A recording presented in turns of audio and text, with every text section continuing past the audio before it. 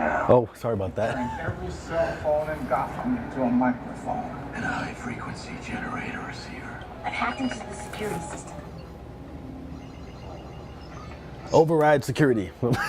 So yeah, if it's just as easy of typing into a console, override security, and you were in, then it wouldn't be the industry it is.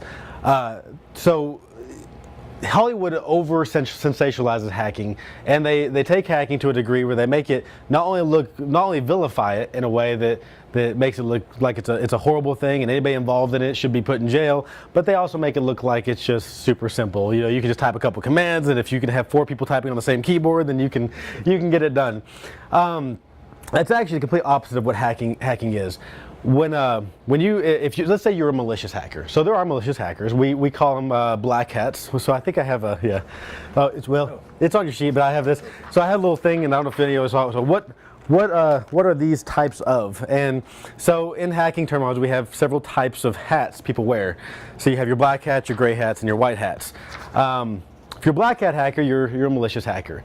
Your white hat hackers are the ones that are penetration testers, the ones that are doing ethical hacking, and the gray hats we're kind of somewhere in the middle, where some people kind of are white hats and they kind of float into the gray hat because they really have a cool technology. Like, hey, what if I sit in Starbucks and try this if it works? So those are your gray hats. Not really trying to do anything malicious or evil, but hey, you know, sometimes it's kind of fun to play. So I'm not saying I've ever done that. I by no means would admit to that on camera. So. So let's, when you look at a black hat hacker, what's the process they go through to get into your network? So just an example, a school that I was involved in, may or may not be currently employed in, who knows. When I came into that school initially, before I was even hired, I did a brute force attack against that network. And I don't know if my boss even knows about that, but I did, because I wanted to see, okay, what kind of vulnerabilities am I walking into? And so I went and did some IP scanning, and I did some reconnaissance and things like that. And I got a little bit of information, but I got enough information to realize there were some vulnerabilities. So for instance, we had like an email system. That email system was several volumes out of date, or versions outdated. And I'll show you how we can look this up in a second, but I found that there was a malicious hack that would actually give me shell access to the server. Well, what happens when you get shell access to the server? Then you got an inside look at the network, and you can hit deeper networks. And eventually you're in DNS, and once you're in DNS, you're in Active Directory. And when you're in Active Directory, now you own the network. So not to mention, then you start hacking the switches and things like that. But for me, that was somewhat easy because I knew exactly where I was going. I had a clear direction on things. For a hacker, a lot of times it can take a week, month. Sometimes hackers spend an entire year doing recon before they ever even do anything on a computer to attack that network. In fact, a good hack, like Sony was hacked. Some guy in Korea didn't just sit at a desk and say, okay, let's hack Sony today. That doesn't happen. No one's that good. I really don't believe anybody is that good. Now, if you see a vulnerability and you're familiar with those vulnerabilities, and you can see, okay, hey, I can hit that, then yeah, you can slip right through. But a lot of times it's a lot harder to find the vulnerabilities. So actually, I'm going to get one of those sheets so I can follow my own notes. Do we have one? There we go. So what hacking is not, so yeah, it requires years of recon. So that's the first step. So as anti-hackers, or someone that, I doubt anybody in this room is wanting to go hack the government or hack Sony. So what we would be more interested in is how are we preventing these people from getting into our network? So we have to think like a hacker, and that's why people get into hacking. That's why I'm into hacking. So I'm by no means an expert hacker, but I do it as a hobby thing. I do it as a learning tool, because the more I learn about hacking, it means the more I'm learning about switching, the more I'm learning about networking, the more I'm learning about vulnerabilities. And then when I'm going to install something on my network that's this great new product, I don't just install it anymore. Now I look at that and I say, hey, wait a second. Maybe I need to check this out and see if it's got some vulnerabilities. That newest version of WordPress may look great, but is it being hacked by somebody? And do I need to have that, patch that before I put it on my network? So that's kind of the area we need to look at when we're approaching hacking. I'm going to go over some tools. Whoops. So I'm running something called VirtualBox, and in VirtualBox I have a program called Kali Linux. So Kali Linux is kind of let me see if I can get full screen here. Kali Linux is kind of your one-stop shop for all things hacking. So I'm going to briefly show you Kali, and then we'll go in and show you. Oh, I don't know why that's up. Is Kali free? Kali is free. Yep. Yep. You can download it. In fact, you can. When I downloaded this, I downloaded it as is. You download it as a VirtualBox. All you have to have is VirtualBox to run it.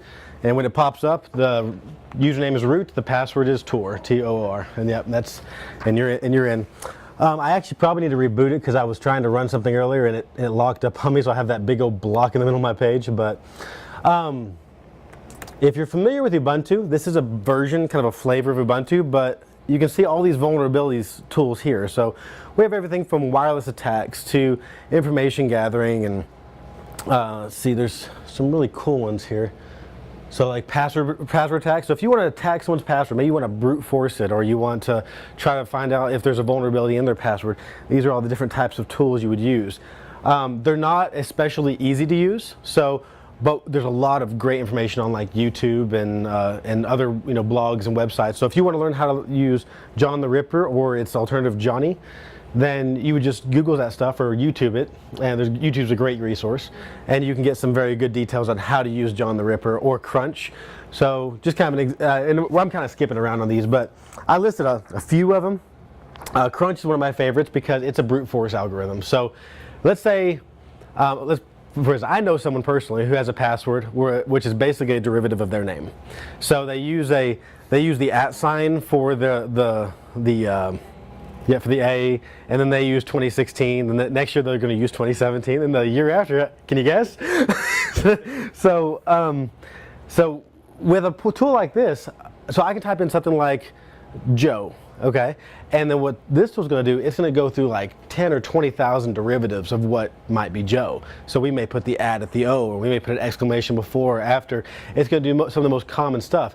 Then what you do with this is you take it and you put it against maybe your rubber ducky, or you put it against your some of these other programs that are going to do some cracking methodologies, and it's just going to brute force try every password repeatedly until it gets to one that works. So that's kind of it is hacking. It's just kind of a hard, blunt way of doing it rather than circumventing the technology that's there. But it's still available. One of the coolest tools, if I can find it on this list, if not, I know where it is. And about this thing grinding for 4 days. It can, yeah. And absolutely. In fact, we haven't got to rubber duckies yet, but with this rubber ducky, if you have an Android phone and you have like a 4-digit code, I can program this to, like, say, 4 or 5-digit code, even 6-digit code. There might be 10, 20, 30, 100,000 possibilities to get that code on your phone. But when I use this guy, I can plug into your phone, and it may take a day or two, maybe take 3 days, but in 3 days I'll have access to your phone. So it's pretty, and that's easy to do. You just plug it in and just go get a Coke somewhere or something, and then by the time you get back in a day or two, you're set. But that's also why I'm saying it's not always a super easy process. Now sometimes it is, and we'll get into some of that. But that's Nazm's show. That's not what I want. I want Metasploit. This is the king of all hacking tools. If you want to learn about hacking and you want to understand how to find vulnerabilities, how to test your software programs for vulnerabilities, how to test your Windows operating system for vulnerabilities, network for vulnerabilities, Metasploit is the way to go, and MSF Payload is a branch of that as well. I'm going to show you some resources where you can go and get some incredible stuff, and I'm also going to show you some examples of some things I've done, and it's going to blow your mind, I think. It blew my mind when I did it, and I was like, are you kidding me? It was this simple? Here I am saying that hacking is not simple, but there's simple things, there's non-simple things, but Metasploit is the way to start. If you can learn this and you can learn how it functions, it's basically just a command line tool. It's going to open up all kinds of worlds, and you're going to get kind of hooked to hacking, I can promise you. So we'll keep Metasploit in mind here for a second. Let me see if there's a couple other things I want to look at. Talk about SQL injection in a second. Buffer overflows, because I'm not going to really show you much of it. This kind of blew me away. Hackers, a lot of times they'll do something called a buffer overflow. Have you ever heard of a buffer overflow? You know what it is? Okay. So whenever you're working in a program Windows, you get that error and then the program crashes and you have to relaunch it. That's a buffer overflow. Well, hackers love those things because what happens there is that you basically overloaded your memory, and at that particular point in the code or in the memory, in the actual physical memory, you can actually trace that where it shut down, and then you can find the. And I'm not good at this, I promise. I've done it once or twice, and you can Google how to do it, but it's not easy. But you can use a tool called. I think I put it on here. Immunity Debugger. So what I would do? Let's say you're running a mail app. You're running iMail server, okay? And that's a real server. That's actually the one we used to use here in Dumas.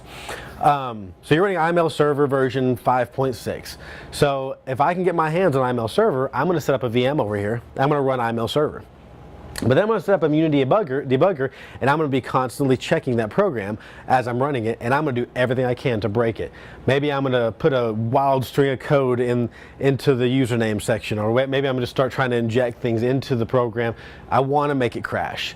Because once I make it crash, I can look in my Immunity Debugger and I can see the exact memory address where it crashed, and then I can use things like Metasploit to basically exploit that memory address when it crashes. So now what I'm going to do is I'm going to run it again. I'm going to make it crash again with my code, and instead of crashing, it's going to launch my code and give me a reverse shell. The reverse shell, now I have access to that machine's C prompt. So once I do that in my test environment, then I exploit it in the real environment, and now I'm hacking someone's real server. And so I'm crashing their mail, which is a problem because their mail system is going to go down. Worst case or best case scenario, they just reboot the mail server app or whatever it is, or the actual service, and they're back online and I'm still online. Worst case scenario, once they notice it, I'm down and back and I'm kicked out. But what you can do is while you have that 10-minute window and you're in that server, you can install some things like Netcat, or I think it's Netcat or NCAT, and run that as a hosted service. And now you have access anytime you want it. Every time that machine reboots, you just have reverse shell automatically. So let me show you a few things that I've done. I think they'll be enlightening. If it's boring, just let me know. Let's see.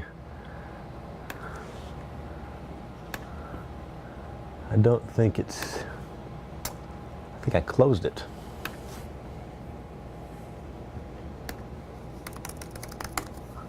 I'm not sure if I'm going to sleep tonight. Yeah. Well, and I will tell you, wait till we get to coffee shops. You'll love that. You'll never go to a coffee shop again. Or at least not use their Wi-Fi. At least not use. I'll show you how to get around it. Turn your Wi-Fi off. I don't know. I just always use the 4G. Just burn my data. Yeah, I think it's pretty expensive pretty quickly. I don't stay there very long though. Yeah. Now hotels I do. I do have a better way for you, and I'll show you that. In fact, I have two better ways. Let me find. Oh, don't want that. How about my channel? And that's, oh, my videos are there. Sorry, I had this up a minute ago. I just closed the tab. And we'll go down here. By the way, all these PWKs up to 126, they're different hacking videos, and I'll explain those in a second when we get down to certifications, but some of y'all may not want to go that far. Okay, I'm going to show you this one first. So let me set it up before I show you. So keeping in mind, this exploit doesn't work anymore unless you're running Internet Explorer 9 or below, but there are similar exploits that do the same exact thing as this does for Internet Explorer 11 and probably even at this point Edge. So let's go ahead and play it. Hopefully my audio is good. I have my Windows machine here set up in this remote desktop. Let's stick it right down here for a second. Then I have my Apache service running on my Linux machine. And if I just do an ls, you can see I have explorer.html. So I'll have to do that real quick.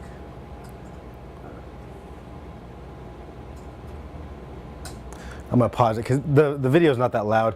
So what I've done is I've set up a Windows virtual server right here. So it's just like a Windows 7 system, so running in virtual machine. Then I have my Kali Linux machine running in the background here.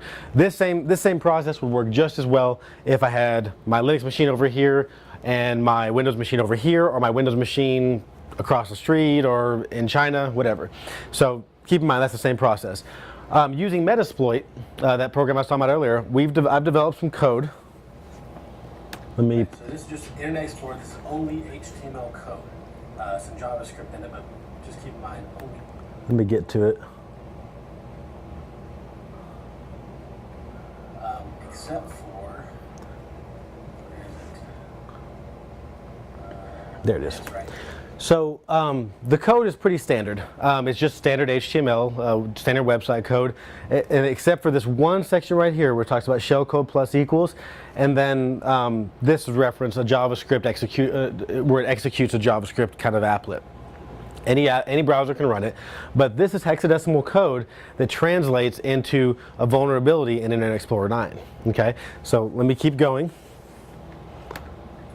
So that is ANSI-based shell.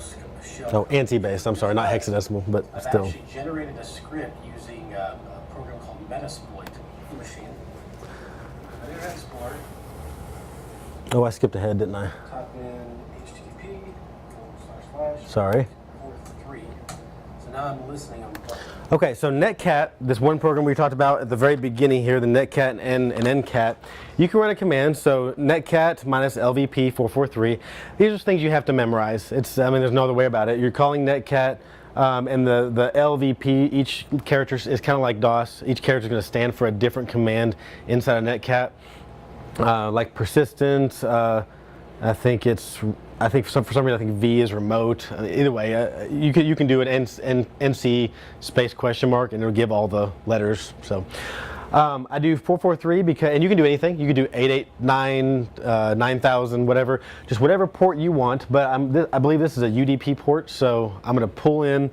I'm basically going to make my Linux machine listen on this port. Say, hey, I'm about to receive something on port 443, so just keep listening. It's going to come. Okay.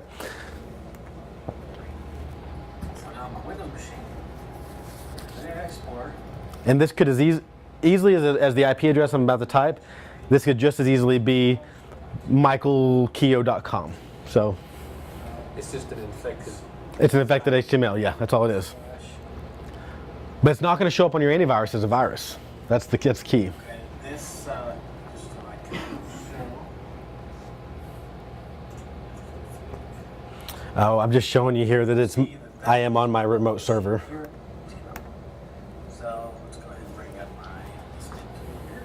So now it's listening, and Keep in mind what I would be doing is probably sending someone a link, or I would be somehow doing meta redirect to a website to get them to my exploit or HTML file somewhere on the server on the internet, and that would be sitting behind a machine that has a dedicated non-firewall IP at my house or something.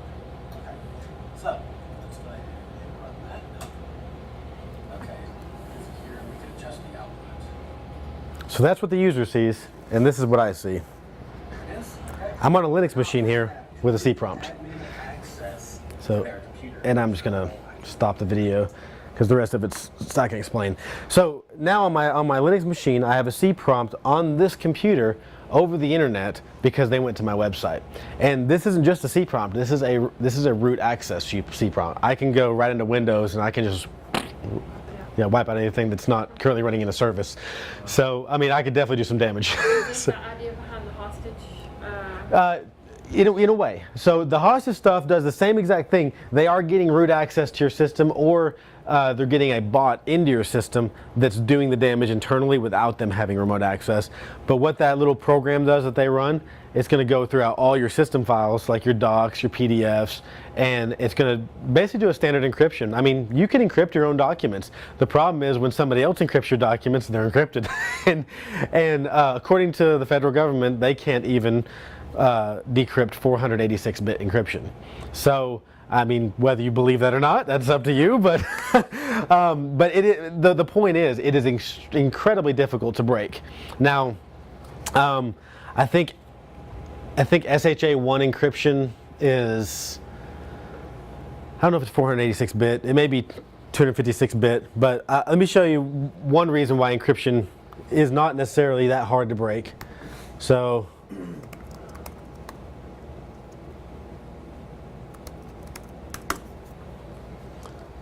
let's say you have a password or whatever and it's encrypted. Oops, that's not what I wanted.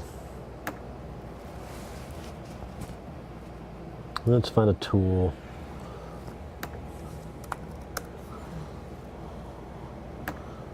Nope, same website. There we go. So my password. So there's the SHA-1 encryption for my password.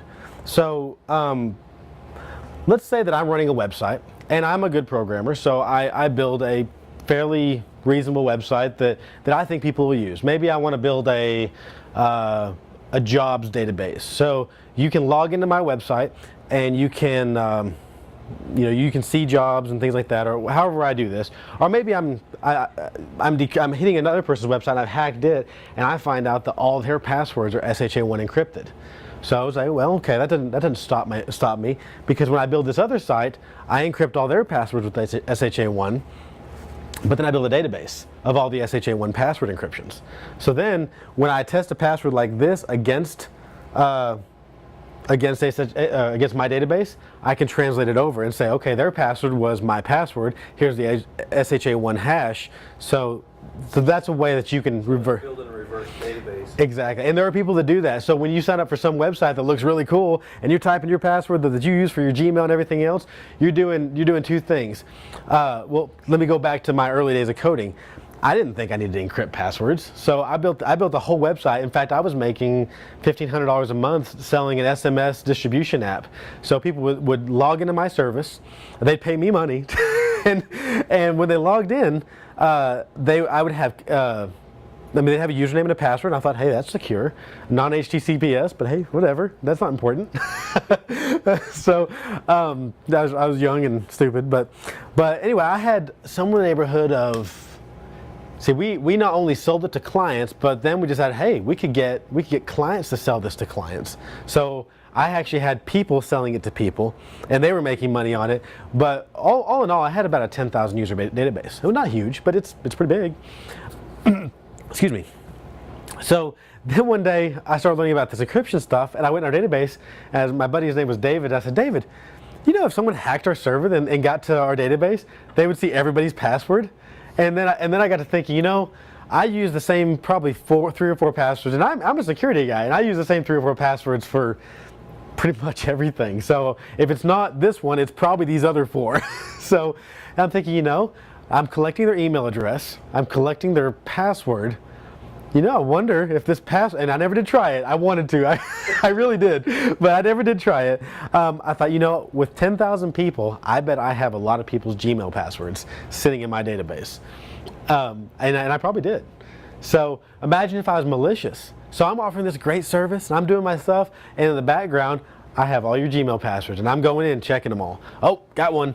Oh, got their Facebook account. Oh, got their, got their. And now, oh, I can't get into this password, but I do have their email, so let's go ahead and do a forgot password. Now I'm in and you can just get into everything after that point. So this type of stuff does happen, and then you've had the fact that people selling this information. So it may be great for you, but then you think, hey, I don't really want to get caught by the FBI, but you know, that guy, he'll pay me $1,000 for my database. I'm gonna go sell it to him. And that type of stuff happens very regularly. So you might be hacked just because you use the same password on 30 different things. So anyway, I thought that was kind of interesting. Did that kind of blow y'all's mind that you go to a website and suddenly someone's got remote access to your computer and you don't even know they're there? Yeah. I thought that was kind of crazy. Pretty crazy. We were talking about yeah, and quick. I mean, it was like instant. I mean, it's like, hey, you have an outdated browser. Congratulations, you just got hacked. Another reason to always do updates. That I made that video specifically to show people why it's important that you update. And this isn't just Internet Explorer. Why do you have to run the Windows updates? Because this person didn't run Windows updates, and now they're vulnerable. So, and that's with WordPress, in Windows, Internet Explorer, Firefox, Chrome. None of them are impervious. Macs aren't impervious. I'm a huge Mac guy. I love the Mac computer, love the Mac operating system. When I first got into them, I used to think, hey, these things are impervious to attack. The thing is, they're not. I mean, they're just as vulnerable as anything else if the right person's attacking it. Okay. The reason Macs probably do a little bit better as far as fighting viruses because their market share is not as high. And when you have 75% of the market share on Windows, who are you going to go after? You're going to go after Windows. Mac does have a little more security because it's Linux based, and Linux is a little more secure. But Linux is just as hackable as anything else if you don't update. So. That's a huge deal, and I preach it like a preacher. I mean, and that's probably the biggest vulnerability in your networks is that someone is not running an update, or you have a machine sitting out there that's running Windows XP or an outdated version of Explorer, and you know. We all know that employees go to the right locations all the time, and they're always responsible. So. You don't ever visit those emails you get. Yep, That say if you'll sign up for this little thing, you'll make $10 Never. a month just by. Yeah. Well, and I checks. had one here, and she gets this email, and it says, hey, we had two. I'll give both examples. I had one that said, hey, we have to update your antivirus. This is the IT department. Just click here, and it'll auto update. Yep, it did. Woohoo!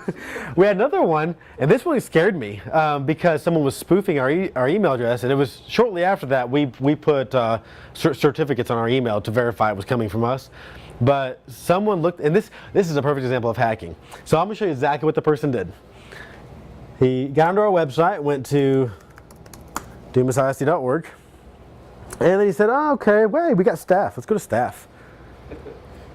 And then he kind of scrolled down a little bit, and he found, and I won't tell you who he found, that probably, especially since it's being filmed. So he found somebody, and then and this person was in some authority in the school, and so he kept scrolling though, and he found somebody else, and this person was in lesser authority but had power, could do stuff with our system. Okay, so. He did a spoof email from the person in authority to the person that was under this person in authority, and it was just being intelligent, kind of reading between the lines. Again, what hackers do, they got to recon, find information, and sent a spoofed email to this person saying, hey, this is so-and-so, and I'm going to be detained all day long, so don't bother me, but I need you to do this, this, and this. And it was very well-written email. I mean, it could have, in fact, the person was like, if we weren't in a small enough district that the person knew this person very well, he would say, okay, we'll just we'll take care of it. It was basically paying a vendor. It's like, hey, we need to get this vendor taken care of in the next 2 or 3 hours. Go ahead and pay them, but don't bother me. I'm in a critical meeting. Things like that. But this person knew, hey, he's never going to tell me that. He's going to, So I mean, that's the kind of thing, and that's a black hat hacker. He wants to get in there and he wants to exploit your information. He wants to get that paycheck, and then it's probably going to Nicaragua or something, or China or Russia, and you'll never see it in or trace it. So anyway, back to the hacking videos. I have one more, except for me today. That was me. It was a little telling, but okay. I was having a. This is cool. So I'm just going to explain it as he's doing it. In fact, I'll mute it. So what we're doing here, and I'll explain what offensive securities is. This is actually the 200-hour course that I took on hacking, but they gave me some HTML. It was a full website, basically to log in and play with. It was a vulnerable website. So with this website, assuming that I'm the hacker and there's some user over here that's an administrator or something has rights.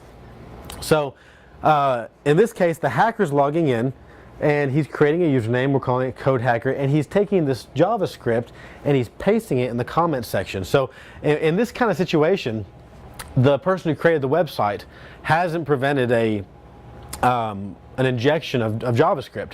So when you put, in fact, me and Raymond are building a program right now where you can click a button and it pulls HTML from the database and loads it on the screen, but it's not written. It's pulling it from a database and displaying it on the screen. But it's displaying the HTML. Well, what if we gave the user a way to when they're typing that that comment out or that code out or whatever they're typing out, where they could put that that script, some JavaScript in there. Well, what this JavaScript does is it goes through and tells the code, hey, what's my send my what's it called, session information to this address. So over here, I'm netcat listening again, netcat minus LVP. This time I'm going to do a port 81 because that's an internet port. So now I have this listening, and it's going to pull it my output PHP session ID, and there's my unique session ID. Not crackable, but I've just sent my session ID to the hacker. Now the hacker is going to pull in, copy the session ID, and open an open source free program, whatever he does it. Let me get there real quick. I talk slower on video than I do in person, apparently. I've never been accused of talking slow in person. So we're going to do this cookie manager, simple program. There's the website I'm on, PHP session ID. Hey, looky there, I have one too. So let's go ahead and delete mine, and let's paste his in and see what happens. So now I paste in that session ID, hit save, and once I refresh the page,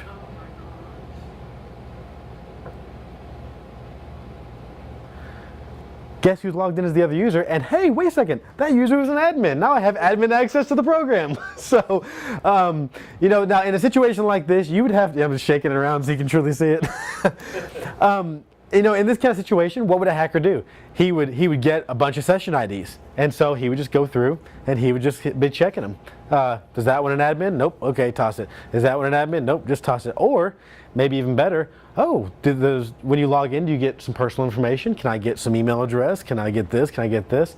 Hey, good deal. So now I've got all these users. I've got their email address. Oh, hey, I have an admin password. Hey, now I can get to the database. I mean, not that it's that easy. I'm just saying you filter yourself down through different layers of the onion, and now suddenly you've not only taken this person's control of their admin console, you've now begun to exploit their database. And I didn't do a video of this next part, but when you start getting into things like SQL injection. So now I'm thinking, okay, so I've got in as an admin. So I wonder if this site's vulnerable to SQL injection. So structured query markup language, it's how databases are queried and retrieved. Well, if a website's not protected against injection, you can actually throw some certain SQL commands into, you could do it the header up here, you could do it on some searches, different things like that. And if you get the right location with the right injection, you can enumerate, and by enumerate I mean display, all the users in the database or anything in the database you want. So now I'm back to the point where I may not have access to their server, but I've just enumerated their database, and I can see, username, password, email. Okay, the password's encrypted. Let's play with that. Let's see if we can decrypt that SHA-1 against my decryption database. So anyway, yeah, you're gonna sleep tonight good, aren't you? So anyway, that's Kali. Let's see if there's a couple other things I wanted to hit on that. We did password crunch, SQL injection, Metasploit, buffer overflows. I didn't talk about Recon NG, and again, there's 100 tools on Kali that, you know, it'd be wasting our time for me to sit here and talk about all of them that I even know about, let alone the ones I don't. But things like Recon NG, you're doing recon on the network. You're trying to figure out, hey, what ports are open? Hey, what you know, is FTP open? Hey, is guest open in FTP? I had one network. And when I talk about hacking a network, I'm talking about a legal network that I hacked. This service actually provided me a full network that I was able to hack Macs, Linux, Windows XP, Windows 7. So when I say I hacked a network, that's what I'm talking about. But I hacked this one network where I couldn't find any way into the thing. I mean, it seemed like there was no ports open, but then I noticed that FTP was open, and I was like, hey, wait a second. So FTP's open. Let's kind of go through and enumerate that. And then I had some basic guest access to that FTP. I was able to get that basic guest access, and long story short, I found a way that I could upload a portion of the code, and then I could go to a web server this person was running, and then I found that I could access the little thing I uploaded via the web service. And then I was able to do some things to redirect that code, or to inject some code, to inject some JavaScript that moved that file to the root of C, which allowed me to do an injection. So it's things like that you know it's never just, hey, I passed right through. It's very rarely that simple. A lot of times you have to find this small exploit to unlock this exploit to unlock this one, and it's a puzzle. And it's why, if you are a puzzle solver like me, I love a problem, and my wife, she hates it, because I'll get locked in on a problem, and I just want to put it together. I want to find the answer to it. So if you're that type of person, you would love doing this, because it's that, hey, I got this far, but I'm not here yet. And you want to keep on trying until you figure it out. And ultimately, I think it makes you a better IT person if you can learn that stuff. All right, that was a little bit longer than I wanted to, but let me go over just a little bit on rubber duckies, land turtles, and Wi-Fi pineapples. These are fun tools. If you can get one, they're cheap. You can get them at hackshop.com. Let's go to hack5.org, actually. They got several websites. I'll come back to this in a minute, but if I go to store, they got all their little hacking tools here. We got the Wi-Fi pineapple, we got the rubber duckies. Let's see, and there's the land turtle. We have all three of these devices here, and you're welcome to play with them, reset them, clear them out. If you have time today, you're welcome to do anything with them you want to. They're really cool devices. So let me go over rubber duckies first. A rubber ducky is an HID, so that's a human interface device. So what else do we know that's a human interface device? Keyboards. So a rubber ducky is a keyboard. And let me take it out. And you can take if you ever want to, I think you have one on your desk, feel free to open it up if you want to play with it or look at it. Stick it in your computer. I'm not worried about it. Just don't steal it. Oh no, I wish. $30, it's all yours. So let's open this up. I wonder if he's got yeah, here's one. So this is the, and feel free to take them apart. You can assemble it, that's fine with me. That's the point of it. So here's an assembled one, okay? So the back comes off, and then you can pop, every time you have to adjust it, you have to actually pop the shell. And if I had nails, this would be a lot easier. So this is a rubber ducky, okay?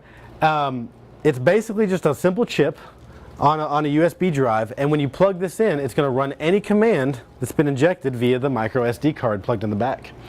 So what you have to do is you have to program this, and you don't have to be a programmer to program this micro SD. I'm going to prove that to you here in a second. It's really simple, actually.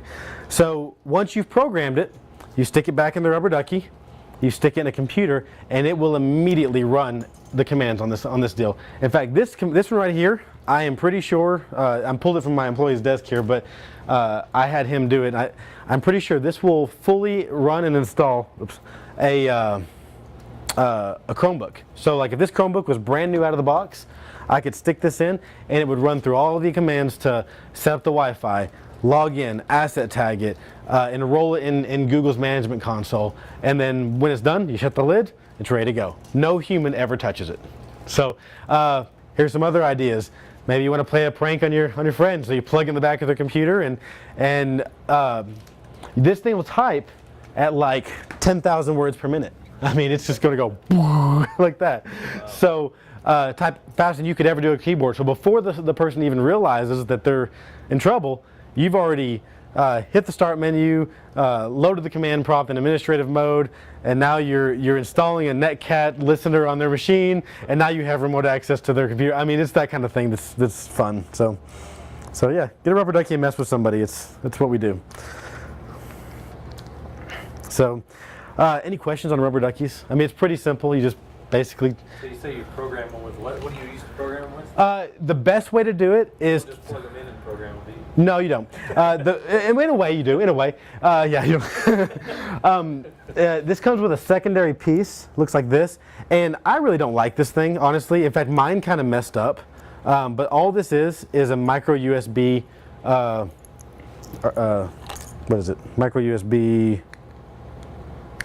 Oh, it's just a drive. Oh, micro SD card. Yeah, micro SD card. That's what I'm looking for. You just put the card in there. Yeah, that's it. Because that one doesn't actually run it. It just lets you use the. Yeah, like access the drive. just like a drive. Yeah, that's all it does. So yeah, I'll take this out. Keep them straight. Which one you're using? You do, and that's why I bought this. So this guy right here will hold like 10 of them. So if you labeled them, you know, 1, 2, 3, 4, whatever, then you could, you know what SD card is what, and you just pull out the one you want. And the other thing is, if you only have one SD card, just keep a folder of your BAT files and keep them in different folders. So hey, this one installs DNS, this one sets up Active Directory on a computer, this one hacks my friend, you know, so kind of however you want to do it. Let's see if I have a USB drive. These costs? $35, I believe. In fact, it's right here. Oh, nope, 42. Yeah, 42. Okay. But they really are fun. So I'm going to open up my this PC, and you see right here I have USB drive. I'll open that up, and I only have one file sitting inside of it. If it'll actually open, there it goes. So I have inject.bin. So there may be other things you can do with this. I've just haven't had the time to explore it to see if there's other things like I'd like to get it where you could do a keystroke. That way you could stick it in the back of someone's computer and say, hey, send me an email. Well, if someone types the word Michael, then it starts the injection. I think that'd be hilarious. That's my malicious side coming out. But but inject.bin, you can't read that. But what you can do is you can go to usbrubberducky.com. And they have a little thing called Ducky Script. So when I go to Ducky Script, you can read the syntax here. Look how easy it is. Let's see. REM is basically just a comment. Well, let's find something easy. So GUIR, GUIR. So it says what is Windows or GUI? That's your Windows button. So if I want to get the Windows button to come up like this, I just type in GUI, okay? And then if I want to say delay 50, you have to play with the delays. So I want to do a 50 millisecond delay, so I'm going to delay 50. Then I'm going to write a string, and string is going to be notepad.exe. So what's that going to do? It's going to bring up Notepad. So now I've brought up Notepad, and let's just copy this. That would just like freak somebody out if that started happening. Yeah.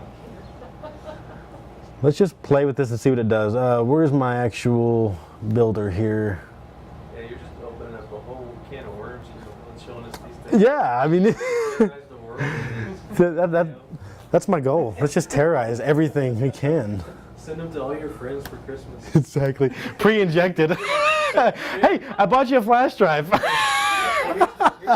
Here's a free copy of that movie that you wanted to watch. You know, you've been waiting for this thing. I bought it for you here. Absolutely. Isn't that great? Send it to a business and say free USB flash drive courtesy of hydrotech.com or something. I don't know. You'll never trust a USB drive again. Yeah, exactly.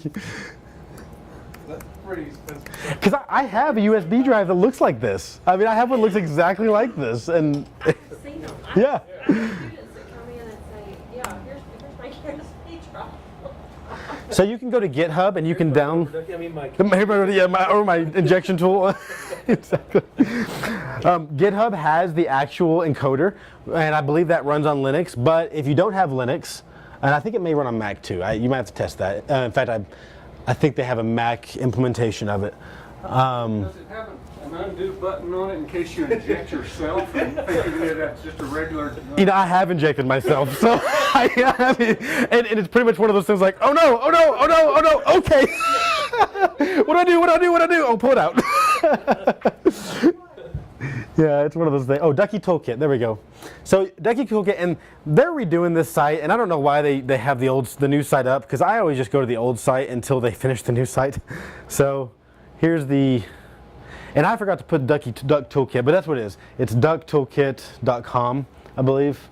So we get here, and so I'm going to go to the encoder here, and I'm going to say, okay, let's do that. So there's our simple code, GUIR, so let's start run.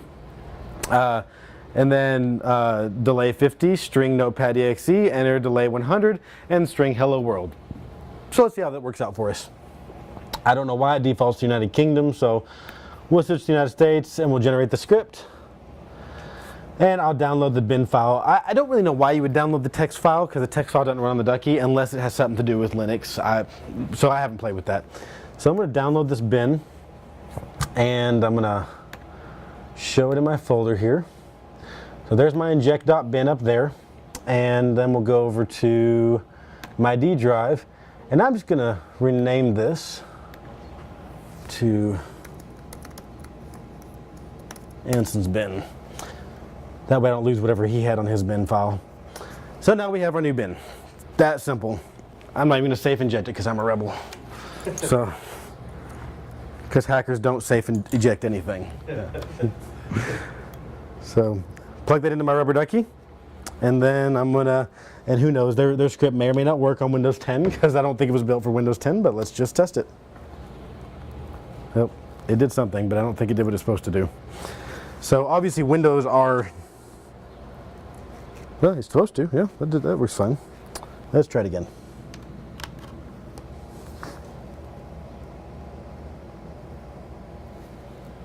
Maybe.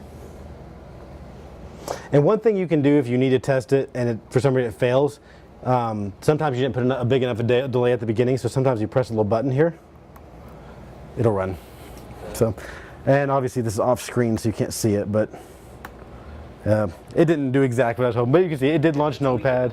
You have to tweak it. Yeah, you really do have to play with it to get it right, but once you get it right, it's right.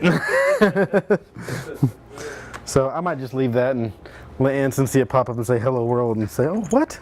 What happened to my stuff? So there's your rubber duckies. There's just a world of possibilities with them, and this is as creative as you are. You could do anything. Anything at all. Wow. So just close that. I don't think I want that up. So anyway, yeah, I might play with that, and that's an old script, and I doubt it runs for my machine the way it needs to. Let's go to the next item real quick, and then I'd like y'all to have some time to play with it, especially if we're doing some things with Google and stuff. Land turtle. So where's my land turtle? Here's my land turtle. I'll pull this up here in a second if I can even remember how to use it. This is new to me. I've never actually used the land turtle, so this is all brand new. So I'm going to try to plug it in. I can't promise success here, and we definitely won't be able to test the exploits at least. Well, we can. I just don't know that we have. I'm not going to do it while we're presenting because it's going to be a figure out process, and if you want to come over to my computer and test it out, you are more than welcome to. So, land turtle, you can buy something that looks exactly like this in a store that looks like a USB to or Ethernet adapter. Okay, a lot of laptops anymore. In fact, my laptop doesn't have an Ethernet adapter on it, so people buy USB to Ethernet adapters. Well, you can buy one in the store that looks exactly like this. The only difference between this one and that one, this will give you internet. It'll do everything the other ones will do. But I can open my little tool called Putty. Are y'all familiar with Putty by chance? Okay, so I can open Putty, and let's see if yeah, there's my land turtle. Yeah, I did load it. Hopefully it still connects. And hopefully I know my password. Uh-oh. It's one of your 4 that you... Exactly, it was that one. So I open my land turtle and I get my turtle shell. Okay, the real, you know, get my turtle shell here. So in my turtle shell, I can configure it. So what you would do on your machine is you're gonna go into your land turtle and configure it the way you want it to run. It's kind of a one-time deal thing. You set it up the way you need it to run, and then you plug it into a network.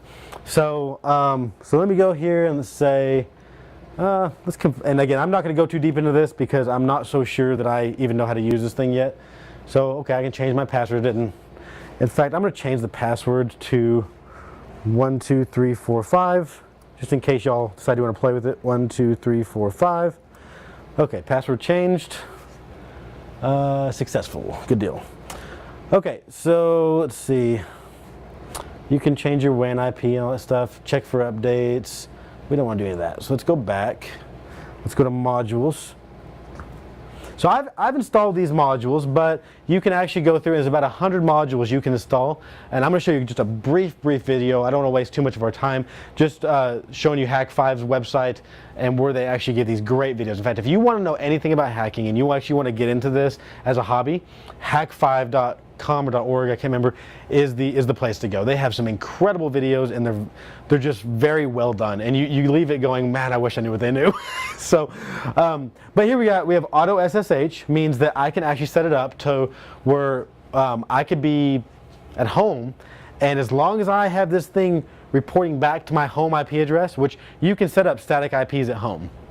So you can make sure, even if you don't run a static IP through your provider, you can actually route it through a static IP so that it routes back to you. It's a process, but either way, as long as you have a static IP this thing can come back to, you can have this thing talking to your machine at home, and then you can just SSH into it anytime you want to. SSH through PuTTY, just like I did with the Pineapple, or I mean with the thing internally. So now I have this thing pre-configured, and I walk into a bank, and as I'm talking to the banker, I just slip this thing in the back of their thing, and they plug it in, and now I'm SSH'd to the back of the banker's computer. Wow. So, or anybody's computer for that matter. Maybe I want to monitor my boss or something. Or I can use Meterpreter. Metasploit, hey, we've heard that word before, payload to maintain shells. So I could actually maintain a C prompt anywhere in the world that I have access to this machine and the machine it's supposed to report back to. Module manager, I'm not sure what that is. Netcat reverse shell, same type of thing. There's multiple ways of establishing a shell, and that's important to know if you ever want to get into this, because if a hacker's trying to hack you and you say, hey, I blocked anything, I blocked Netcat on my network so no one can get in on my network, well, they can use Meterpreter. There's hundreds of ways to get a shell on a computer. It's not just like one method. In fact, just like Linux and Mac, I mean, I'm not going to use the same method to hack a Mac as I'm going to use to hack a Windows machine. So, OpenVPN, this is really cool. So, and this is not even malicious, but check this out. So I go up to my machine up here in the school, and I plug this thing into my DNS server, my public DNS server. So now this thing's plugged into my public DNS. I got everything set up the way I need to, and I'm at Starbucks and say, you know what? I don't really feel secure about this Starbucks network. I'm going to go ahead and VPN into my network at the school, and I'll go through that. So now I've bypassed everything that's happened at the Starbucks hotspot. Not their ISP can't see me, the federal government can't see me at that point. No one can see me until I get back to my school Wi-Fi. And then now anything that goes through here is seen by whoever is supposed to see it. So, go ahead, you have a question? No, oh. I was just saying, wow, that's pretty cool. It is cool, yeah. So how much difference is this from like the old, what is it, Link Me In or what was that? Log Me In? Log Me In. So Log Me In is not a VPN. Well, I guess they had like a VPN client, so they did have a VPN service. It wasn't, I don't know if it was really as much of a pure VPN, because it was it was giving you a virtual IP address as opposed to an actual IP address. You weren't actually routing through a server. You were routing through a virtual tunnel, essentially. And they found out later that Log Me In actually had some very severe exploits, where if you knew someone was running Log Me In, now they've probably patched them by now, but if someone was running Log Me In, you could actually hijack that service, and then you have remote access to the person's computer who was using it. So you have to be wary about programs like this, because they're running as clients on the computer, and then you have to say, well, this computer is running a virtual client at all times. Now, what am I going to do as a hacker? I'm going to try to hack that client. If I can hack the client, I have access to the computer. As opposed to something like this. Let me switch out of this real quick and show you another tool.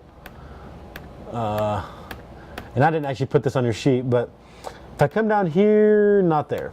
If I come to, so private internet access. Now, I'm going to do a disclaimer on private internet access. I believe it runs out of Sweden. And they say that they encrypt everything coming in, and theoretically, they can't see your data. But just know, if you're running a VPN, then you're running through someone else's server. Now, if you're running a Turtle on your own network, you know what network you're going through.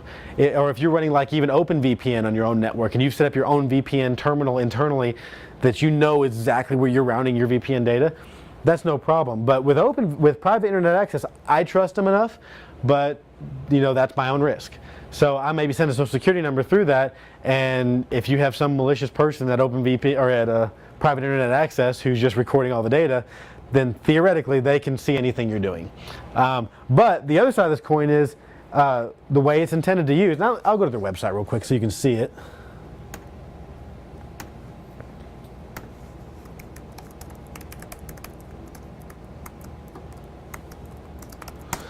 So they say on here that they're completely secure, that they, I'm not going to go through everything here, but you can go to their website and this is what it looks like. But they say you're secure, that they don't not only they not cache your data, they don't store it or view it in any way, that they have no access to stuff you go to. That's what they say. Whether they're telling the truth or not, that's between you and them. Now, this is an interesting service because what you're doing is you're tunneling underneath your ISP and everything that you're getting internet from, and you're going directly to that server. And they have servers all over the country and the world. I could actually, well, here's a little gray hat for you. Me and my wife, we enjoyed watching a TV show on Netflix, and we got to season 6 of this TV show, and we're like, well, crap, I know that season 8's now. Why don't we have season 7? So I started looking online. I found out that in Europe, you can watch season 7 if you're in Europe. So I was like, hey, let's test this. So I popped in my OpenVPN, I selected London, and I started pulling the London IP address. So pulling that London IP address, I said, okay, let's go to Netflix. Hey, I had a whole new list of movies I could watch, things that weren't even available in the United States. So I was watching Netflix in London, even though I was sitting in my living room in Dumas, Texas. So yeah, that may not have been the most ethical choice, but it was what I did. We wanted to watch the show. What can I say? But the point with that is that you tunnel past everything, and then you're coming out of one IP address. So you and 5,000 other people are coming out of this single IP address, making it very, very hard to trace what's coming back. That can be used for very malicious purposes, but you know, I do it because I don't want to be seen at a coffee shop. So, and how can I be seen at a coffee shop? Good question. This little guy right here is a little jewel, and this is another tool that I'm just now getting started with. I've wanted one of these for a long time, and I had a little extra technology budget at the school this year, and I said, hey, you know, we could use that. So it's really good for actually penetration testing. In fact, all these tools we're talking about, they're not just used for bypassing networks and hacking computers. You can actually use them to trace hackers and to prevent things.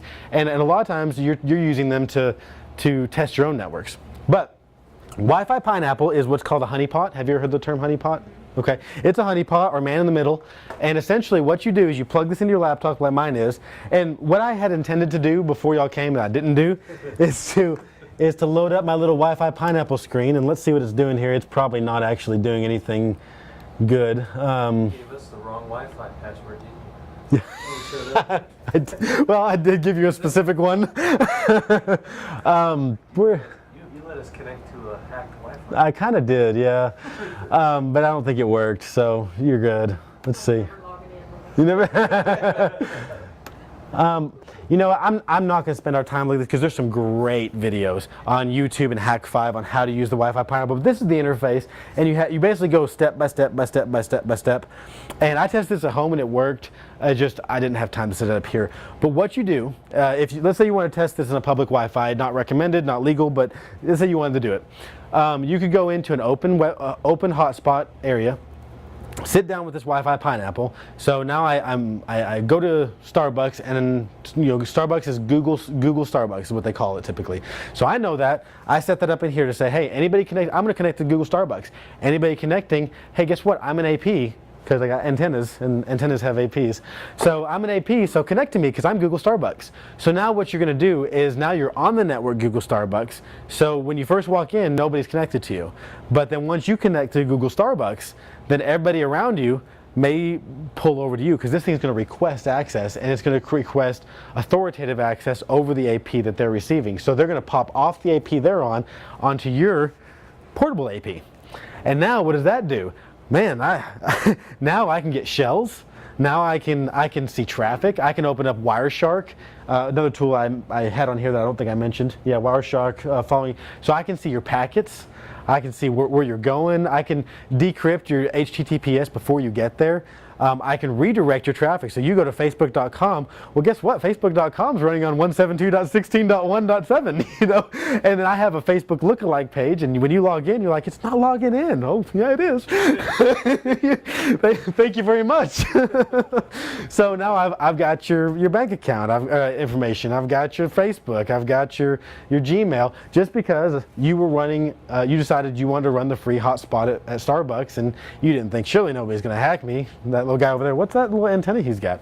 Who cares? So one of the, if you've been hacked, say, then one of the big possibilities would be like if you have trouble, if you're always having trouble logging in to places you're trying to log into, you're probably hitting one of these playback screens. You could be, yeah. If you go to a public Wi-Fi, and one big keynote. Yeah, absolutely. Well, clicking on home won't necessarily help you because, like, I'm on Facebook and I click home, it's going to redirect me to Facebook, which is then going to redirect me to the local computer I'm logged in on. So, because I can spoof a website and make it look exactly like Facebook.com, exactly like Gmail, exactly like Bank of America. I mean, I can spoof all these. That's not a problem. They have tools that you can just strip the whole website and post it up and say, hey, that's me. So yeah, if you went to a website and you logged in and you're repeatedly failing, you know, maybe you're typing your password wrong. If you're on a public Wi-Fi, maybe you're being hacked and you don't even know it. It's a possibility for sure. One thing you want to look for is the HTTPS in the top. That helps because I don't think, even with a Pineapple, I don't think that I can forge an HTTPS connection. And if I did, it would say what is this? Untrusted. So yeah, if you get to Facebook, it says untrusted connection. You think, wait a second. I bet Facebook updated their SSL filter, so, or whatever it is. Yeah. So I would, and see, I'm still scanning the network here, but so yeah, it's one of the things you really do want to look for the HTTPS up here. And in fact, I did say I would give you a quick little, and again, this is like a 7 minutes. We're not going to watch but a minute or two. And what was this on? I can't remember. So this is one of HackFi's videos. I wanted to expose you to it, and I think they're doing Wireshark, which your YouTube player video or volume is way down. Oh. And today, in celebration of all things Shark Week, I'm biting into some Wireshark. Now, Wireshark is a very powerful and popular network analyzer for Windows. Have anybody used Wireshark before? Yeah, it's a good program. Yeah, it's really great. So it's great for finding problems, hackers, things like that. It's also great if you're a hacker and you're using your Wi-Fi Pineapple, or you're on a network as a man in the middle, or whatever you're doing. So sent and received over your network, and it can decode them for analysis. When you do anything on the internet, like browse to different websites, Use it to chat, scan IRC, network to look and see if somebody's got a virus on their computer. yeah, because if it's sending out a lot of different packets, it's really great. In fact, I'm gonna turn it off. But yeah, if you haven't played with a lot, I wish I knew more about Wireshark than I would, because I think it goes really deep. In fact, when you get into these hacking things, you can really break Wireshark apart and see different sections, and you start to really realize what the different packets are and what they do and why they're important. So I'm not that deep in it. I'm not either. Also, now most everything nowadays is a switch, but if you have an old school hub, oh yeah, you know, those were like a switch. It's a physical. Each jack is, you know, a physical segment within the. So there's some inherently built-in security hardware-wise in a switch, but the hub has no security. They were all those wires were jacked into a particular, literally wired together. That's awesome. So, I mean, you could plug into any port and you could listen to all the traffic from anything that was going through the whole box. Yeah. Party line. And that's honestly all I had. If you have any questions, I'm happy to answer them. I did put some links, so we got links to. Oh, let me show you though. ExploitDB. Let's go there real quick. db.com. Great website. One of the things I didn't even get into was Google hacking. Google is built in to be a hacking tool. I don't know why, but I won't say I've done this or not done this, but you can actually search Google for the right string, and you can see a list of all, well, I guess all security cameras that are not protected. And you can click it, and you can see it, and you can control the security camera. Crazy stuff. But let's, yeah, Well, you can only do that in the movies. Yeah, exactly. So here's all your stuff. You can see stuff on shellcode that are currently exploits for shellcode. You can see a whole list of exploits, web applications, local privileges, Google hacking databases, all kinds of really great stuff. You could spend hours on here looking at stuff and just having a really. The more you know here, the more you know what you're vulnerable. So you start looking through this and say, wait a second, I wonder if this program, oh wow, I can get it's got a remote shell access. So anyway, ExploitDB, great place to go. I'm not going to go through it a lot because it's just more time than we could ever have. Then we have Security Focus. And I think this is actually run by McAfee. I don't know, I'm not a big fan of McAfee, but this is an incredible database. So let's see if I can find a quick, this one seemed like it was a little easier to find exploits sometimes, but they're focused on Apple. Look at that, it'll just be fun to look through. Honeypot, Secure Shell. I don't know, I'm not going to waste our time, but you can go through here and there's a search all vulnerabilities. How about that? And so let's just do a quick search. There's a lot more to it. You can go and drill down, but like a CVE code. So if you know a CVE code, a hacking code that exists, so something's been reported, it's been dealt with, it's been patched, it'll be given a CVE code. Well, people that don't do their updates, if you know that CVE code, and then you can search it, and then you can start exploiting that vulnerability because they haven't patched their computer yet. So a lot of times Metasploit will give you the CVE code of a specific exploit. So if it finds an exploit, it'll say, hey, look up this CVE code. Then you go here and you say CVE code. It says, hey, here's how you hack it. So, and here's what you can do with this particular vulnerability. So Security Focus and Exploit DB, I can't recommend going there enough. Even for your own, even if you don't have any interest in hacking, go here and see if the things you're running on your network are vulnerable. Couple other quick things, hack5.org, we've been there, blackhat.com. I've never been, but I'd love to go. It's in Vegas once a year. In fact, it's coming up this month. It's just a bunch of hackers getting together and talking way more than I could ever hope to know. ecouncil.org. I would go here before I would ever go to offensivesecurity.com. I made the mistake of going to offensivesecurity.com first. EC Council is the Ethical Hacking Council. It's a hard test, but it's not the hardest test in the world, and you can do training with them and everything, and you can get your ethical hacker certification right there. If you ever want to go into hacking, I recommend going down the ethical hacker route, going through the tutorials, taking your exam, getting your ECH, EHC or whatever it is. Then, if you really want a challenge in life and you really want to just punish yourself, go to offensivesecurities.com and take their hacking course. I had never done hacking in my life. I never had a focus on security, and I took that course, and like I said, I spent 200 hours and about $1,200 just cramming my brain with as much hacking stuff as I could fit in a 2-month period. No, I'm sorry, a 3-month period. And during this whole time, they give you access to a network, and they don't tell you anything.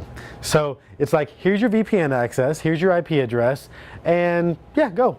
Good luck. And you have hundreds of computers you can hack, and the goal is to hack as many computers as you can, document what you did, how you did it, and then you have to actually get shell access on every computer and put a little tag on yeah, been here type of thing. It is extremely hard.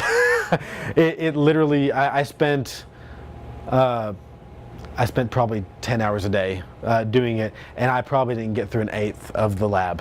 So, and I spent a lot of money on it. So I didn't actually get my certification because it pounded me in the ground, but it did open my eyes to the world of hacking and the vulnerabilities that exist in this world. But if you care to go this route, start with your ethical hacking, get your feet wet, and then if you really want a challenge in life and you have an extra $1,200 to spend, it was fun. Let me tell you, it was a good time. I would never take it back, even though I didn't complete it. It was just, you want to take some baby steps before you jump in the ocean. So anyway, that's all I had. If I went a little long, I'm sorry. So anyway, I guess turn it over to you. We have that VM unit back there. We're not really doing anything today, but maybe someday I'll have the computer and we can actually play with the VM unit. So. Yeah, you want to explain a little bit? I mean, maybe everyone knows what it is. Let me pull it up. You know, I can explain it all day long, but if you see it, I think that's the best thing. So. Kind of tell them what your roadmap is for what you guys are going to do with it. That's kind of interesting. Sure. Yeah. Okay, there it is, right there. So, I mean, I love new things. I love being on the bleeding edge, and we've been putting projectors, these new projectors in all these classrooms, and I've come from a school that had touchscreen projectors, but then I went to art class, and art class had nothing. They had no technology. So I started thinking, how can we use technology in the art class to really bump them up? So I started talking to them, say, what could you use? Say, well, we could do something with like 3D art or something, and if we had a program to run it. And so I kind of looked around, I found this, and it just really came out a month or two ago. And essentially, you put in this headset, and you have these two deals. And this, what you're about to see, is what this person is seeing in their head, in their visor. You're about to see what they're seeing, even though you're seeing them on the screen.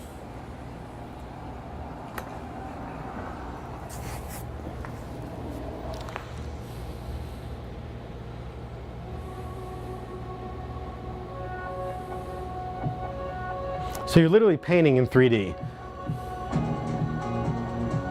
So whether you're an artist, or whether you're designing clothes, or whether you want to, probably not to scale and whatever, but design a type of bridge or just a wireframe. A wireframe would work really good with this. You can literally walk around your project and paint. And so while they're over here painting, doing their thing, everybody else can sit around and see on this TV what they're seeing in the visor.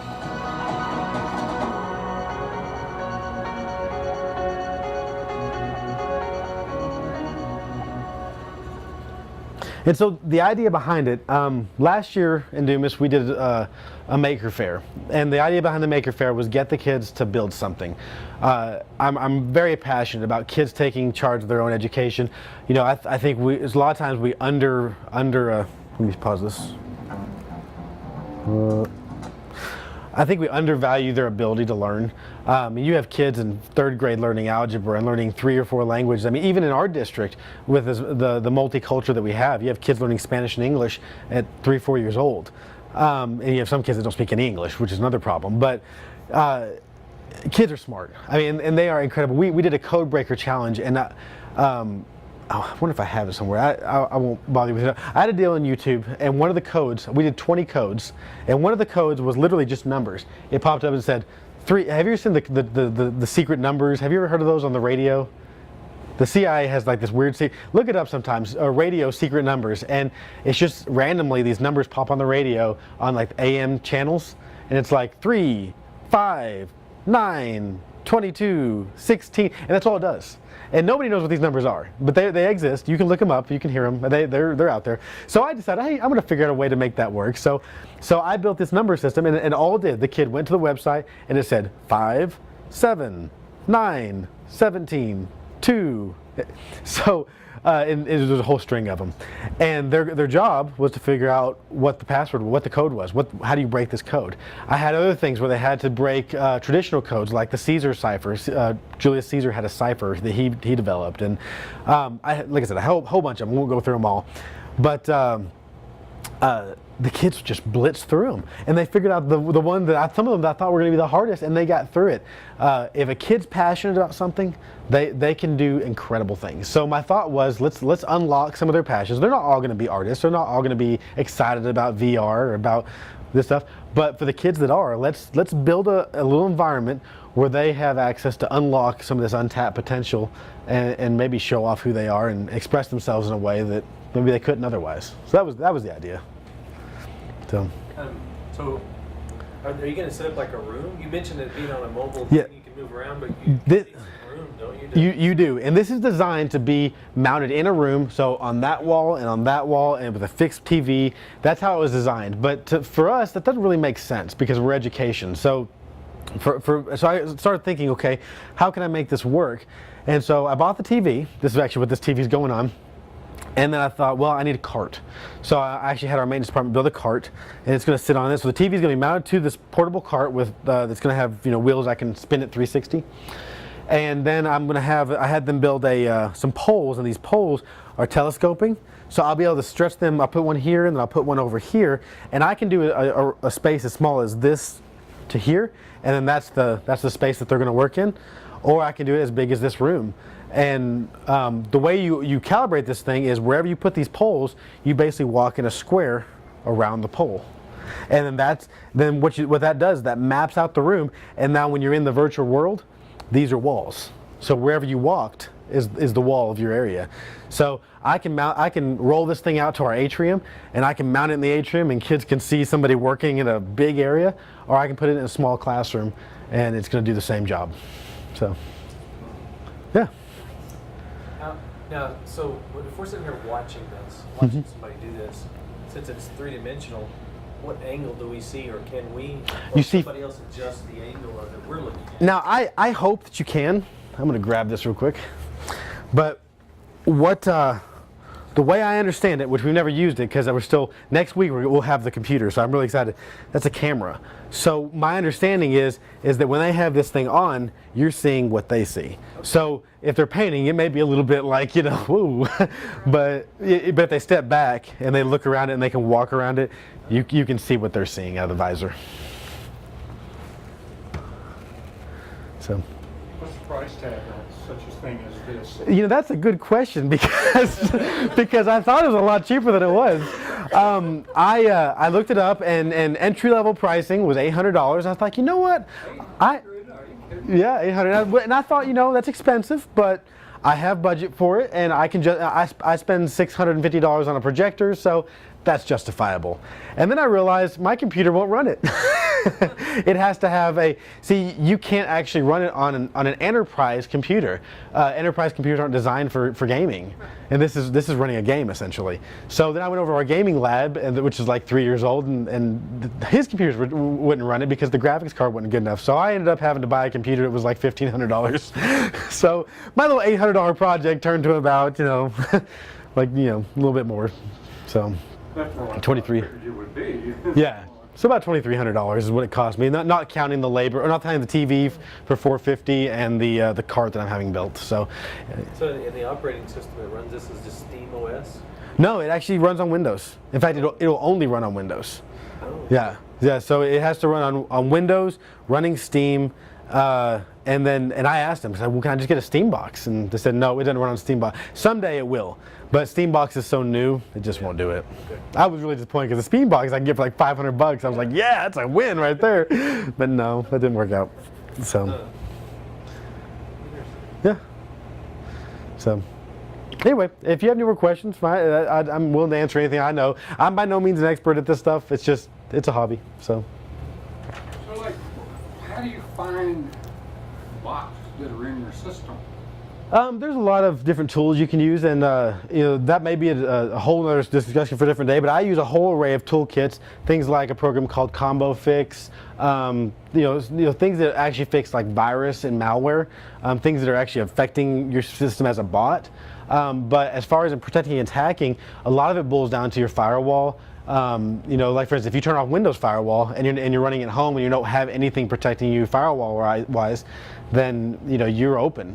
In the district, we have a physical hard firewall, and then plus you run like a firewall locally. So, you know, whatever's, you know, if I open port 443, then that means if I open 443 in and out, that means that anything that wants to communicate on 443 can communicate. It doesn't care. It doesn't care if it's a hacker communicating on 443 or if it's a mail service. So it's just going to be. We're still not going to sleep tonight.